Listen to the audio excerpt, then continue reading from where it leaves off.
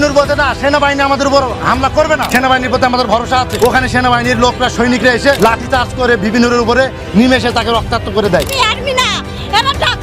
অবস্থা বর্তমানে খারাপই। আমি গাড়িতে যেটা দেখলাম মুখ টুক দিয়ে ব্লাড বাইরে, একবার অবস্থা সিরিয়াস অবস্থা। স্বরাষ্ট্র উপদেষ্টাকে আজকে রাতের মধ্যে পদত্যাগ করতে হবে। গত 16 বছরে বিপিনুরকে এইভাবে রক্তাক্ত করার দুঃসাহস কেউ দেখে নাই। আজকে সেনাবাহিনীর নির্দেশে, সেনাপ্রধানের নির্দেশে জাতীয় পার্টিকে এই দেশে রাজনৈতিকভাবে প্রতিষ্ঠিত করার লক্ষ্যেই তো আজকে যে হামলা হয়েছে, বিগত 16 বছরে এই দুঃসাহস করে নাই। আমরা এই সেনাপ্রধানকে আর এক মুহূর্তের জন্য সেনাপ্রধান হিসাবে দেখতে চাই না। আর স্বরাষ্ট্র উপদেষ্টাকে আজকে রাতের মধ্যে পদত্যাগ করতে হবে। নূর ভাই, আমাদের একটা মিছিলের উপরে আজকে মিছিলের পিছন দিকে যখন হামলা করেছে, সে হামলার প্রতিবাদে আমরা মিছিল করেছি। সেই মিছিলের পরে